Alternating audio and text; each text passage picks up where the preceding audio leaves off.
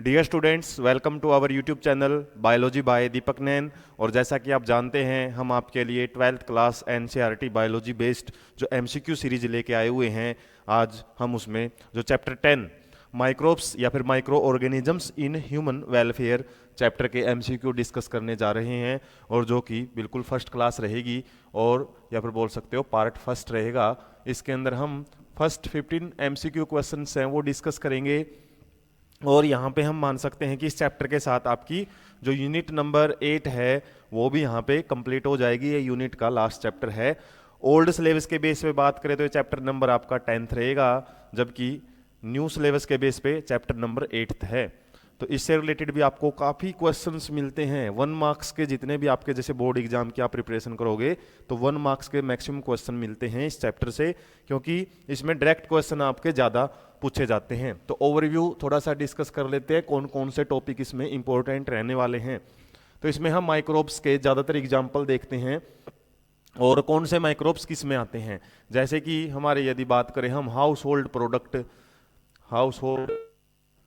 Product हैं, कुछ घरेलू प्रोडक्ट, उनके अंदर क्या क्या जो बैक्टीरिया है या फिर कोई फंजाई है वो यूज किए जाते हैं किस टाइप के लिए, बेकिंग के लिए जैसे सर किया जाता है यीस्ट, और यीस्ट का भी साइंटिफिक नेम आपको मिलेगा। इसके अलावा इंडस्ट्रियल प्रोडक्ट्स जो होते हैं, इंडस्ट्रियल प्रोडक्ट्स के अंदर कौन कौन से प्रोडक्ट में किस किस बैक्टीरिया या हमारा फंजाई का रोल होता है। तो ये एग्जाम्पल काफ़ी सारे हैं हमारी बुक के अंदर, वो आपको ध्यान रखने हैं। उसके अलावा कुछ हमारे ऑर्गेनिक एसिड की प्रोडक्शन के लिए या माइक्रो ऑर्गेनिज्म यूज करते हैं।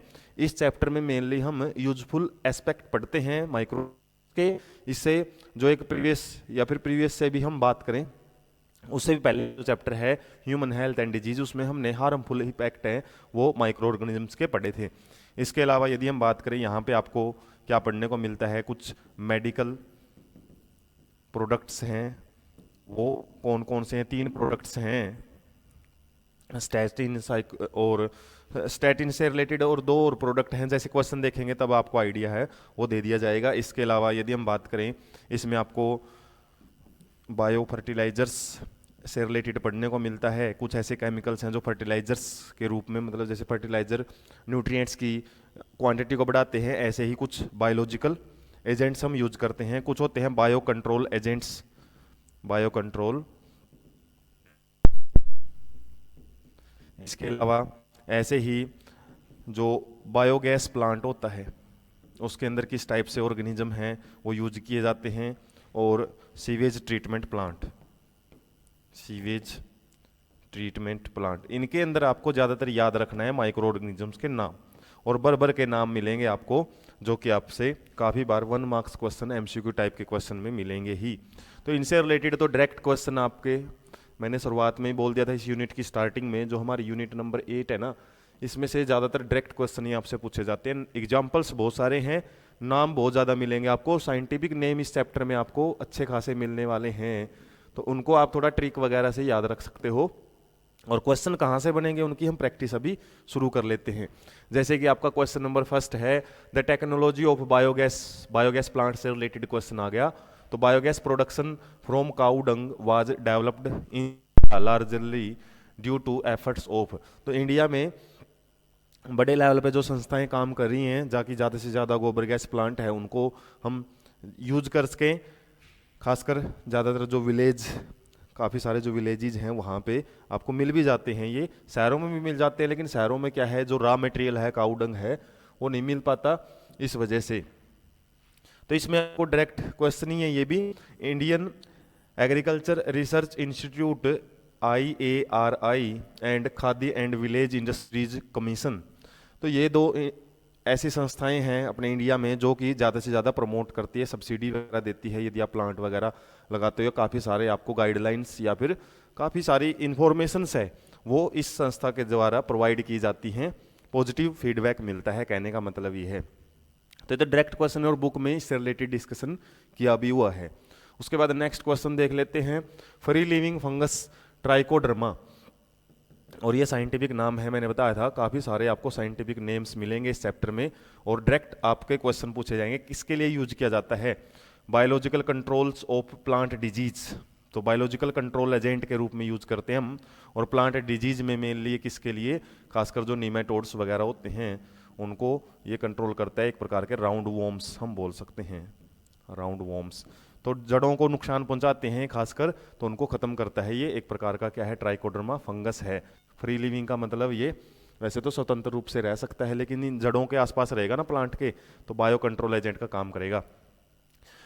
लाइक कैटरपिलर्स को तो बीटी कॉटन, एक प्रकार का बैसिलस थोरेंजिसिस नाम का बैक्टीरिया होता है, वो अवॉइड करता है। एंटीबायोटिक्स के लिए तो हम ज़्यादातर एक फंगस है वो यूज करते हैं, पेनिसिलिन। और किलिंग इंसेक्ट, इंसेक्ट को तो किल नहीं करता है, सिंपली किसको हम मान सकते हैं, इंसेक्ट को किल करने वाला तो वही था जो बटरफ्लाई ये कैटरपिलर्स आ गए ना इंसेक्ट्स में आ जाते हैं। बीटी कॉटन हम पढ़ते भी हैं नाम, और वो बायोटेक्नोलॉजी में भी आता है और यहाँ भी आता है, दोनों जगह उनके एस्पेक्ट दिए हुए हैं। तो यहाँ पे हमारा फर्स्ट ऑप्शन है वो करेक्ट रहेगा। उसके बाद next, what would happen if oxygen availability to activated sludge flocs reduced. तो ये आपको वर्ड हैं कुछ पर्टिकुलर वर्ड, वो याद रखने पड़ेंगे। कहाँ से हैं ये, सीवेज ट्रीटमेंट प्लांट से आया हुआ क्वेश्चन है, सीवेज ट्रीटमेंट प्लांट। और उसके अंदर हम पढ़ते हैं कि प्राइमरी ट्रीटमेंट होता है और एक होता है सेकेंडरी ट्रीटमेंट। प्राइमरी ट्रीटमेंट में तो केवल फिल्ट्रेशन वगैरह होती है, फिल्ट्रेशन एंड सेडिमेंटेशन, सेडिमेंटेशन। और जबकि मतलब यहाँ पे फिजिकल इम्प्योरिटीज को रिमूव किया जाता है, फिजिकल इम्प्योरिटीज। जबकि जो सेकेंडरी ट्रीटमेंट है इसी को हम बायोलॉजिकल ट्रीटमेंट भी बोलते हैं, इसके अंदर हम कुछ माइक्रो ऑर्गेनिजम्स को यूज करते हैं। और शुरुआत में जो माइक्रो ऑर्गेनिज्म यूज किए जाएंगे वो तो यूज किए जाएंगे एरोबिक माइक्रो ऑर्गेनिज्म, उनको ऑक्सीजन की जरूरत होती है। वो क्या करते हैं, ऑक्सीजन को यूज करके, ऑक्सीजन यूज करके क्या करेंगे, हमारे जो ऑर्गेनिक मैटर होता है ना, कुछ ऐसा वेस्टेज जो ऑर्गेनिक सब्सटेंस जैसे कि एक्सक्रीटा वगैरह है, तो उसको क्या करेगा, डिग्रेड करके उसको इनऑर्गेनिक या सिंपल सब्सटेंस में कन्वर्ट कर देता है। और जितनी ऑक्सीजन ये यूज करता है उसी को हम बोलते हैं बीओडी। मतलब जितना ज़्यादा ऑर्गेनिक मैटर होएगा हमारे पोल्यूटेड वाटर में, उतना ज़्यादा बीओडी उसका ज़्यादा होता है। बायोलॉजिकल ऑक्सीजन डिमांड मतलब किसको रिप्रेजेंट करता है, कितनी ऑक्सीजन है वो कंज्यूम करते हैं कौन, हमारे एरोबिक बैक्टीरिया, ताकि ऑर्गेनिक वेस्ट को किस में बदला जा सके, इनऑर्गेनिक या सिंपल सब्सटेंस में।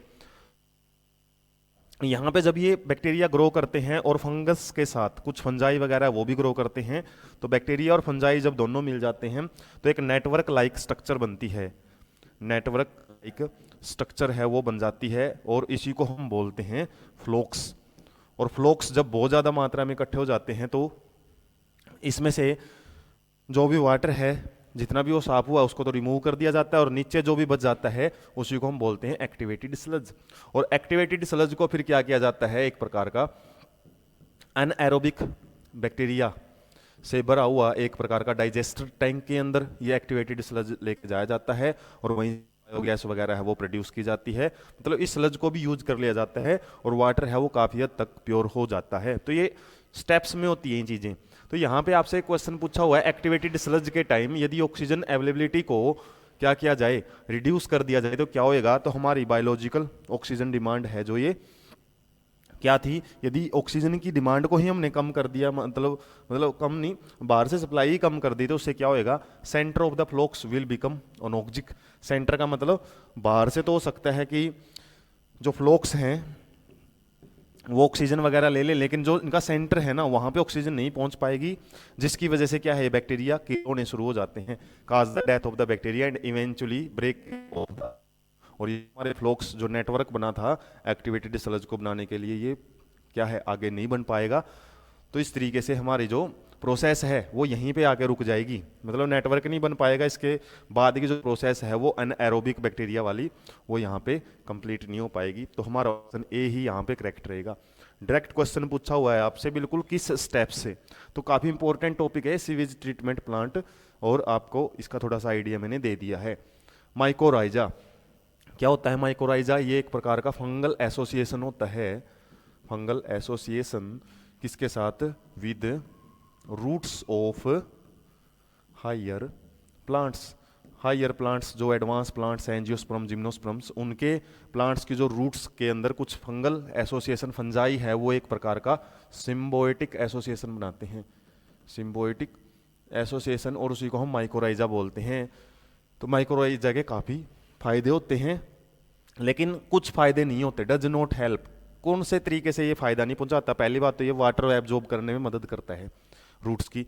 तो यहाँ पे इंसेक्ट्स, जो कीड़े वगैरह कीट वगैरह होते हैं, उन जब प्लांट को खाते हैं तो वो पत्तों वगैरह को खाते हैं, टहनियों को खाते हैं, लेकिन ये मिलता है जड़ों में। ये मिलेगा आपको जड़ों में, फंगस का एसोसिएशन पढ़ लिया ना हमने, रूट्स में मिलता है। तो ये इंसेक्ट तो सूट सिस्टम को भी इफेक्ट कर सकते हैं, तो वहां से रेजिस्टेंस नहीं क्रिएट करता है। हालांकि डज नॉट में हमारा आंसर यही ठीक हो जाता है। इसके अलावा यदि ये फंक्शन याद रखने आपने, क्या enhancing its resistance to root pathogens, root को डैमेज करने वाले या फिर रूट के अंदर डिजीज पैदा करने वाले ऑर्गेनिज्म से बचाता है। इंक्रीजिंग इट्स टॉलरेंस, रूट बताया है ये पानी को एब्जॉर्ब करता है दूर दूर से, मतलब इसका जो नेटवर्क है ना बहुत दूर तक फैल जाता है, और रूट्स को, ये रूट्स के पास पानी को लेके आता रहता है। इसके अलावा ये फॉस्फोरस अपटेक में भी मदद करता है। फॉस्फोरस के जो भी आयंस वगैरह होते हैं, फॉस्फेट के आयंस, उसको भी ये रूट्स के आसपास इकट्ठा करता रहता है ताकि रूट्स को ज़्यादा प्रॉब्लम ना आए। तो ये फंक्शंस 3 जरूर याद रख लेना। ये नहीं कि हमने डायरेक्ट आंसर देख लिया और बस रट लिया आगे बढ़ गए। एमसीक्यू जब भी आप प्रैक्टिस करते हो, केवल आंसर्स रटने से मतलब नहीं होता, उससे रिलेटेड जब भी आप PYQ भी स्टडी करते हो ना, नीट के या फिर प्रीवियस बोर्ड एग्जाम जो भी CBSE HBSE या RBSE से रिलेटेड, तो आपको प्रीवियस बोर्ड एग्जाम में या प्रीवियस ईयर क्वेश्चन पेपर में यही देखना होता है कि बाकी के आंसर्स या फिर बाकी के ऑप्शंस में क्या कॉन्सेप्ट डिस्कस किए हुए हैं। क्योंकि हो सकता है क्वेश्चन रिपीट ना हो, लेकिन आपके इन्हीं में से ऑप्शंस में से कोई ना कोई चेंज करके हो सकता है ये आ जाए कि किस में हेल्प करता है, और वहाँ पे इनमें से कोई एक पॉइंट डायरेक्ट उठा के आपके दे दे। तो हर एक ऑप्शन को आपको क्लियरली पढ़ना पड़ेगा, उससे आपके कई क्वेश्चंस हैं उनके आंसर्स अच्छे से हो जाते हैं। जैसे यहाँ पे आपसे पूछा हुआ है नाइट्रोजन फिक्सिंग जो ऑर्गेनिजम्स हैं वो कौन सा नहीं है, नोट पूछा हुआ है।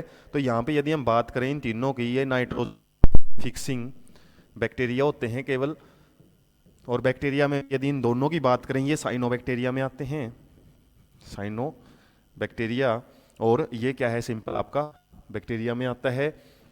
और साइनोबैक्टीरिया मतलब ब्लू ग्रीन एल्गी टाइप के होते हैं, नोस्टोक और एनाबिना, ये फ्री लिविंग होते हैं, free living nitrogen fixing bacteria. जबकि ये भी फ्री लिविंग ही होता है, ये फ्री लिविंग सिंपल बैक्टीरिया रहता है हमारा।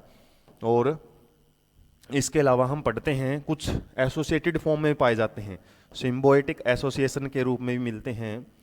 सिम्बायोटिक एसोसिएशन किस किस के अंदर पाई जाती है? एक तो राइजोबियम नाम का बैक्टीरिया होता है, राइजोबियम, और एक होता है फ्रैंकिया। तो राइजोबियम नाम का बैक्टीरिया ना लेग्यूमिनस प्लांट के अंदर पाया जाता है। लेग्यूमिनस प्लांट जो दालें वगैरह होती है ना, जिनकी जड़ों में नोड्यूल्स बनते हैं, और खासकर जो प्रोटीन से रिलेटेड रिच डाइट मिलती है जैसे दालों वगैरह में, तो वहाँ पे आपको राइजोबियम नाम का बैक्टीरिया मिलता है। जबकि फ्रैंकिया नाम का जो बैक्टीरिया है ये भी एसोसिएशन में मिलता है, सिम्बायोटिक एसोसिएशन, मतलब दोनों का फायदा होना चाहिए यहाँ पे। जैसे हमने इससे पीछे माइकोराइजा भी सिम्बायोटिक एसोसिएशन में पढ़ा है, इसके अलावा लाइकन भी पढ़ते हैं हम, सिम्बायोटिक एसोसिएशन ही होता है। और फ्रैंकिया क्या है? ये नॉन लेग्यूमिनस प्लांट्स के अंदर पाया जाता है, नॉन लेग्यूमिनस प्लांट्स के अंदर एक सिम्बायोटिक एसोसिएशन के रूप में। और जितने भी मैंने एग्जांपल बताए ये सारे नाइट्रोजन फिक्सिंग ऑर्गेनिज्म या बैक्टीरिया के ही हैं। अब ये सुडोमोनास क्या करता है ये भी बैक्टीरिया, लेकिन एक प्रकार का ये डिजीज रेजिस्टेंट क्रिएट करता है, डिजीज रेजिस्टेंस है वो ज़्यादा क्रिएट करता है। कुछ स्पीसीज हैं जो नाइट्रोजन फिक्सिंग भी करती हैं, फ्री लिविंग एयर से डायरेक्ट करती हैं, लेकिन मैक्सिमम केसेज में ये डिजीज रेजिस्टेंट प्रॉपर्टीज होता है, या फिर बोल सकते हो आप बायो कंट्रोल एजेंट के रूप में काम करता है, बायो कंट्रोल एजेंट। तो नाइट्रोजन का ज़्यादा रोल तो ये 3 बैक्टीरिया ही इंपॉर्टेंट रोल प्ले करते हैं। नेक्स्ट क्वेश्चन देख लेते हैं, which of the following microbes are used for the commercial production of citric acid. ये डायरेक्ट क्वेश्चन है भाई, citric acid, butyric acid, lactic acid कौन कौन से बैक्टीरिया बनाते हैं? तो सिट्रिक एसिड आपको एस्पार जो बैक्टीरिया है, और इस टॉपिक के एडिंग में ये चीज़ें मिलेंगी, ऑर्गेनिक कंपाउंड या फिर ऑर्गेनिक एसिड की सिंथेसिस के लिए कौन कौन से बैक्टीरिया। 3-4 एग्जांपल दिए हुए हैं, वहीं से एग्जांपल उठा। एस्पारगिलस नाम का जो बैक्टीरिया है वो सिट्रिक एसिड, सिट्रिक एसिड कहाँ मिलता है आपको? सिट्रस फ्रूट्स में मिलता है। वैसे तो सिट्रस फ्रूट जो खट्टे फल होते हैं, मौसमी, नींबू, संतरा वगैरह, उनके अंदर है वो, तो इसके नेचुरल रिसोर्सेज नेचुरल रिसोर्स या सोर्सेज हम बोल सकते हैं। जबकि जब हमको लैब में इसको प्रिपेयर करना हो तो ये बैक्टीरिया यूज करना पड़ता है। एस्पार्गिलस और एस्पार्गस दोनों में थोड़ा सा फर्क है, देख सकते हो आप। एस्पार्गिलस नाम का बैक्टीरिया रहेगा। नेक्स्ट सैक्रोमाइसिस सर्विसी, ये एक प्रकार की क्या है, यीस्ट है। यीस्ट क्या है, यूनिसेलुलर फंजाई होती है। और पूछा है किसके लिए यूज की जाती है ये हमने पढ़ा है कि जो हाउस होल्ड प्रोडक्ट होते हैं डोमेस्टिक पर्पज के लिए भी हम इसको यूज करते हैं, किसमें, बेकिंग में। और बेकिंग में क्यों, क्योंकि ये क्या करता है, ये एक प्रकार का फर्मेंटेशन करता है। फर्मेंटेशन आटे के साथ मिला के इसको छोड़ दिया जाता है और फर्मेंटेशन करेगा, मतलब अनएरोबिक रेस्पिरेशन करता है ये। अनएरोबिक रेस्पिरेशन जिसके अंदर क्या करता है, ये अल्कोहल की सिंथेसिस तो करता ही है, लेकिन साथ में CO2 की अमाउंट है वो सिक्रीट करता है। और CO2 की वजह से ही हमारा जो डफ है वो स्वेल हो जाता है। स्वेलिंग इन डफ, जो केक वगैरह बनाए जाते हैं, इडली वगैरह, उनमें इसको यूज किया जाता है। इसके अलावा इसकी एक प्रॉपर्टी अल्कोहल की भी है, तो इसको इंडस्ट्रियल लेवल पे भी यूज किया जाता है। इंडस्ट्रियल लेवल पे भी हम अल्कोहल प्रोडक्शन में यूज करते हैं। तो इनमें से तो यदि अल्कोहल वगैरह आ जाता तो अलग बात थी, लेकिन बेकिंग का ही हमारा ऑप्शन है। इसके अलावा ब्लीचिंग वगैरह या बायोफ्यूल में इसको यूज नहीं करते हैं हम। उसके बाद नेक्स्ट बढ़ लेते हैं। करेक्ट स्टेटमेंट आपसे पूछा हुआ है कौन सा है, और ये क्वेश्चन भी आपका सीवेज ट्रीटमेंट प्लांट से रिलेटेड ही है। सीवेज ट्रीटमेंट प्लांट, तो इन MCQ का सीधा सा मतलब हमारा एम यही है कि आपको किन टॉपिक्स पे थोड़ा सा गौर करने की जरूरत है। वरना उठाने वाला तो क्वेश्चन किसी भी जगह से उठा सकता है, वो तो उसकी चॉइस है, लेकिन आप अपने हिसाब से प्रिपरेशन तो कर ही सकते हो। Activated sludge sediment is settlement tanks of the sewage treatment plant is rich source of aerobic bacteria. Activated sludge हमने अभी पढ़ा भी था, उसके अंदर काफ़ी सारे एरोबिक बैक्टीरिया होते हैं जो कि फ्लोक्स बनाते हैं के साथ मिलके, फंजाई के साथ मिलके। ये बात अलग करेक्ट है। फिर भी दूसरी स्टेटमेंट देख लेते हैं। Biogas is produced by activity of aerobic bacteria on the animal waste. Biogas हमने पढ़ा था एक्टिवेटेड स्लज का, जब हम क्या करते हैं, डाइजेस्टर टैंक्स होते हैं कुछ, अनएरोबिक डाइजेस्टर टैंक बोलते हैं इनको, अनएरोबिक डाइजेस्टर टैंक, जिनके अंदर कुछ एनाएरोबिक बैक्टीरिया होते हैं जो कि एक्टिवेटेड स्लज से क्या बना लेते हैं, एक प्रकार की बायोगैस वगैरह है वो बनती है। और गोबर गैस प्लांट एक अलग कॉन्सेप्ट है, और यहाँ पे भी ये बायोगैस बनती है जो एक्टिवेटेड स्लज बच जाता है। तो यहाँ जो एरोबिक की जगह पे अनएरोबिक बैक्टीरिया से की जाती है, ये यहाँ पे मिस्टेक की हुई है। उसके बाद बायोगैस कॉमनली कॉल्ड गोबर gas in is pure methane. Methane नहीं होती, इसके अंदर हाइड्रोजन सल्फाइड वगैरह भी होती है, इसके अलावा CO2 भी होती है, और इसके अलावा मीथेन तो होती है ही है, प्योर नहीं होती मीथेन। मीथेन काफ़ी अमाउंट में होती है, ये बोल सकते हैं मीथेन की अच्छी खासी अमाउंट होती है, जिसकी वजह से बायोगैस है एक क्लीन फ्यूल का भी काम करता है, क्योंकि जब ये जलती है ना तो CO2 और H2O ही निकालती है। तो LPG के अंदर भी मीथेन गैस अच्छी खासी अमाउंट में होती है। तो इस तरीके से आपका ऑप्शन है वो फर्स्ट ही यहाँ पे करेक्ट रहेगा। नेक्स्ट सेडिमेंट्री या सेकेंडरी सीवेज ट्रीटमेंट इज, तो सीवेज ट्रीटमेंट रिलेटेड है, और ये मैंने तो अभी बताया था, डिस्कस कर रहे थे। सेकेंडरी को हम बायोलॉजिकल प्रोसेस भी बोल सकते हैं, और प्राइमरी को क्या बोल सकते हैं, प्राइमरी जो ट्रीटमेंट होता है उसको हम फिजिकल प्रोसेस बोलते हैं, फिजिकल प्रोसेस। और इसके अंदर बायोलॉजिकल क्यों बोलते हैं, क्योंकि इसमें हम एक तो एरोबिक बैक्टीरिया यूज करते हैं, एरोबिक बैक्टीरिया, प्लस इसके अंदर फंजाई भी यूज किए जाते हैं, और ये दोनों मिलके ही फ्लोक्स बनाते हैं।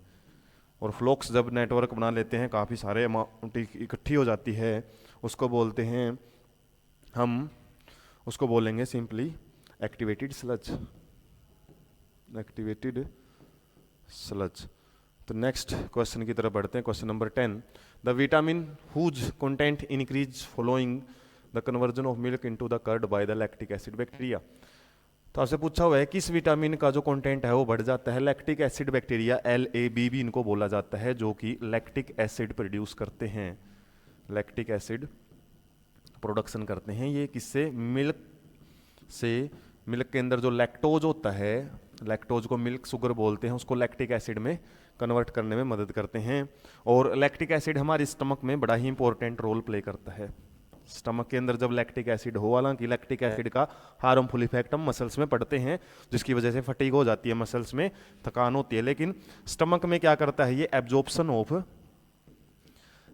ऑफ विटामिन B12 इसकी अमाउंट है, इसको ज़्यादा से ज़्यादा एब्जॉर्ब करवाता है। इसके अलावा आयरन की जो एब्जॉर्प्शन कैपेसिटी भी बढ़ा देता है।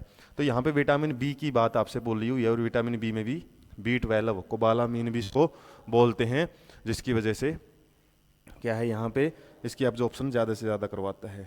Next, primary treatment of waste water involves the removal of, primary जिसको हम फिजिकल ट्रीटमेंट भी बोलते हैं, फिजिकल ट्रीटमेंट, और किसको रिमूव करता है ये पार्टिकल्स को।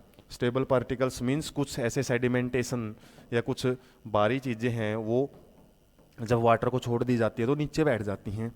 तो स्टेबल मतलब जो कि सेडिमेंटेशन, एक प्रकार का सस्पेंशन, जब हम सॉल्यूशंस पढ़ते हैं सस्पेंशन या सस्पेंडेड पार्टिकल्स को जब हम को थोड़े टाइम के लिए छोड़ देते हैं ना, तो वो नीचे बैठ जाते हैं और उन्हीं को रिमूव करता है। इसके अलावा लार्ज पार्टिकल्स को भी यहाँ पे फिल्ट्रेशन से रिमूव कर दिया जाता है। तो सेडिमेंटेशन प्लस फिल्ट्रेशन ये फिजिकल प्रोसेस होती हैं प्राइमरी ट्रीटमेंट में।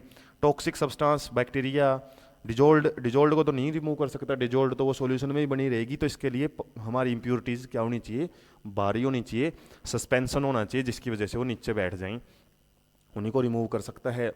और साथ में आपके लिए एक इम्पोर्टेंट इन्फॉर्मेशन और शेयर कर लेते हैं, जिसमें यदि आपको लेक्चर्स हैं ये पसंद आते हैं तो साथ में इसी टाइप के आपको लेक्चर्स हैं। एक और चैनल है बायोलॉजी बाय दीपक नैन, इस चैनल पे भी आप इसी टाइप का जो बड़ा ही अच्छा कंटेंट है, चैप्टर वाइज जो डिटेल है हर टॉपिक्स की, आप वहाँ से भी कवर कर सकते हो। साथ में 9th 10th का आपको वहाँ पे क्या मिल सकता है, कंप्लीट सिलेबस बिल्कुल फ्री ऑफ कॉस्ट, और किसके रूप में, फ्री PDFs की फॉर्म में। और इसके अलावा 11th एंड 12th क्लास का जो बायोलॉजी सिलेबस है वो भी आपको इसी तरीके से चैप्टर वाइज डिटेल फॉर्मेट में आपको वहाँ पे प्रोवाइड किया जाएगा।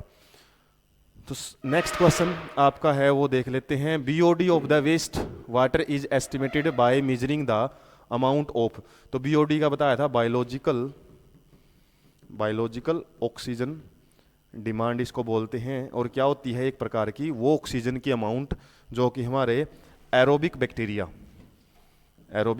को चाहिए होती है, किसके लिए, जो ऑर्गेनिक वेस्ट है हमारे वाटर के अंदर, ऑर्गेनिक वेस्ट उसको इनऑर्गेनिक या फिर सिंपल सब्सटेंस में कन्वर्ट करने के लिए जो ऑक्सीजन जरूरत होती है इनको एरोबिक बैक्टीरिया को बायोलॉजिकल ट्रीटमेंट के टाइम, बायोलॉजिकल ट्रीटमेंट जब हम करते हैं सीवेज का, तो उस टाइम ऑक्सीजन कंजप्शन का लेवल है वो बताता है BOD। और इसी से हम आगे क्वेश्चन आपको देखने को मिल सकता है, जिसमें इसमें क्या मिलेगा आपका, पोल्यूशन का लेवल भी बताता है, क्योंकि जितना ज़्यादा ऑर्गेनिक वेस्ट होएगा हमारे वाटर के अंदर उतनी ज़्यादा BOD की अमाउंट ज़्यादा रहेगी। और एक होता है बायोलॉजिकल ऑक्सीजन डिमांड, और एक होता है बायोकेमिकल ऑक्सीजन डिमांड। बायोलॉजिकल, हालांकि दोनों की ही हमारी यदि बात करें हम फुल फॉर्म सेम रहती है, और एक होता है बायोलॉजिकल ऑक्सीजन डिमांड, एक होता है बायोकेमिकल ऑक्सीजन डिमांड।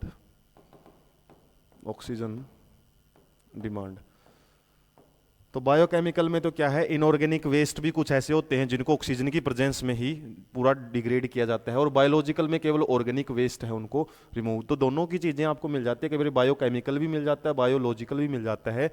तो बायोकेमिकल में तो हर टाइप का वेस्ट, चाहे किसी भी टाइप का वेस्ट हो, वो ऑर्गेनिक हो इनऑर्गेनिक हो, उसके लिए बायोकेमिकल यूज करते हैं बायोकेमिकल। और बायोलॉजिकल किसके लिए, केवल ऑर्गेनिक वेस्ट जो एक्सक्रीटा वगैरह से वेस्ट बना हुआ है ना, रिमूव करने के लिए हम सिंपली ऑक्सीजन की जो जरूरत होती है एरोबिक बैक्टीरिया यूज करते हैं। Next question, which one of the following alcoholic drink is produced, तो यह एक प्रकार का इंडस्ट्रियल यूज आपसे पूछा हुआ है, इंडस्ट्रियल यूज ऑफ माइक्रोब्स से रिलेटेड क्वेश्चन है। और यहाँ पे आपको एल्कोहलिक ड्रिंक्स है वो दो प्रकार से तैयार की जाती हैं, विदाउट डिस्टिलेशन और एक होता है डिस्टिलेशन। डिस्टिलेशन तो क्या होती है, प्योर फॉर्म बिल्कुल है वो यूज बनाई जाती है, हम बोल सकते हैं एल्कोहलिक ड्रिंक्स की, अल्कोहल की अमाउंट है ना वो अच्छी खासी रखी जाती है डिस्टिलेशन में। तो नाइन्थ से या फिर प्रीवियस क्लासेज में हम पढ़ते थे डिस्टिलेशन प्रोसेस क्या होती है, जिसमें हम क्या करते हैं, किसी भी कंटेनर में जो हमारा मटेरियल है उसको सेपरेट करने की एक टेक्निक होती है उसके कंपोनेंट्स को, तो जिसका बॉइलिंग पॉइंट कम होता है ना वो जल्दी जल्दी उड़ के एक अलग कंटेनर में इकट्ठा कर लिया जाता है, और जिसका बॉइलिंग पॉइंट ज़्यादा है तो वो हमारा यहाँ पे सॉल्यूशन में रह जाता है। तो उसके बाद यदि हम बात करें कि ये जो एक प्रकार के टू लिक्विड्स यदि वो बिल्कुल अच्छे ढंग से डिजोल्व है एक दूसरे के अंदर, उनको रिमूव सेपरेट करने के लिए यूज किया जाता है डिस्टिलेशन प्रोसेस। तो जो वाइन है एंड बियर है ये विदाउट डिस्टिलेशन तैयार किए जाते हैं, इनके अंदर अल्कोहल की अमाउंट यदि हम बात करें वो कम होती है, लेकिन विस्की, रम और ब्रांड क्या है, इनके अंदर अल्कोहल की अमाउंट है वो अच्छी खासी होती है। तो सिंपली विदाउट डिस्टिलेशन में आपका वाइन आ जाता है। नेक्स्ट, और ये सेकंड लास्ट क्वेश्चन रहेगा आज के सेशन का, इसमें पूछा है कि किस प्रोसेस में आपका जो CO2 है वो इवोल्व नहीं होता है, डज नॉट, और इसमें हमने देखना है किसके अंदर CO2 की फॉर्मेशन है वो नहीं होगी। लैक्टिक एसिड फर्मेंटेशन में क्या होता है, सिंपल पायरुविक एसिड, ये तो 10th क्लास में भी हम जो ग्लूकोज के ब्रेकडाउन के अलग अलग तरीके पढ़ते थे, तो लैक्टिक एसिड फर्मेंटेशन में क्या करते हैं, लैक्टिक एसिड बनता है और ये 3 कार्बन कंपाउंड होता है, और पायरुविक भी 3 कार्बन कंपाउंड ही है, और यहाँ पे एनर्जी रिलीज होती है। जबकि अल्कोहलिक फर्मेंटेशन में क्या होता है, सिंपली CO2 बनती है और अल्कोहल बनता है। तो अल्कोहलिक फर्मेंटेशन में तो CO2 बनेगा, एरोबिक रेस्पिरेशन में भी CO2 है वो जरूर बनता है, क्योंकि इसमें पढ़ते हैं C6H12 O6 से CO2 plus H2O plus energy वो है वो रिलीज होती है। तो CO2 तो यहाँ भी बनता है, CO2 यहाँ दोनों कंडीशन में। लैक्टिक एसिड फर्मेंटेशन में CO2 की फॉर्मेशन नहीं होती है। सेकंड, ये बिल्कुल लास्ट क्वेश्चन रहेगा आज के सेशन का, high biological oxygen demand in waste body means, या वेस्ट वाटर या वाटर बॉडीज जो भी हमारी यदि ज़्यादा गंदी हो चुकी हैं या फिर बहुत ज़्यादा पोल्यूटेड हो चुकी हैं, उसके अंदर बायोलॉजिकल ऑक्सीजन डिमांड है वो ज़्यादा होती है। अभी ये हमने डिस्कस भी कर लिया। तो वाटर इज पोल्यूटेड, वाटर जितना ज़्यादा पोल्यूटेड होएगा ना उसका BOD है जो BOD वो मैक्सिमम मिलेगा आपको। तो ये भी डायरेक्ट आपका क्वेश्चन ही रहेगा। तो इस तरीके से आप देख सकते हैं आज हमने चैप्टर 10 ओल्ड सिलेबस के बेस पे इसका जो फर्स्ट पार्ट है वो डिस्कस किया है। जो आगे के पार्ट्स रहेंगे उसमें हम इसके बचे हुए जो क्वेश्चंस हैं 16 to 30 and 31 to 45 separate parts में आपको डिस्कस करवाए जाएंगे। और इन क्वेश्चंस की इसलिए प्रैक्टिस करवाई जा रही है ताकि आपको ज़्यादा से ज़्यादा इंपॉर्टेंट जो टॉपिक्स हैं उनका आइडिया लग सके, क्वेश्चन किस तरीके से बन सकते हैं उनकी तरफ आपकी अप्रोच बढ़ सके। तो ऐसे ही इंटरेस्टिंग सेशन के लिए आप चैनल के साथ जुड़े रहें, और साथ में जो चैनल आपको बताया है बायोलॉजी बाय दीपक नैन उसके साथ भी आप कंटिन्यू बने रहें, क्योंकि वहाँ पे भी आपको रेगुलर अपडेटेड सिलेबस और मैटर है वो आपको रेगुलरली प्रोवाइड किया जाता है। यहाँ पे तो केवल हम MCQ सीरीज ही फिलहाल स्टडी कर रहे हैं, वहाँ पे आपको डिटेल में टॉपिक्स हैं वो करवाए जाते हैं। तो वहाँ भी आप कंटिन्यू रहें और इस वीडियो को ज़्यादा से ज़्यादा अपने दोस्तों के साथ शेयर करें। Thank you so much.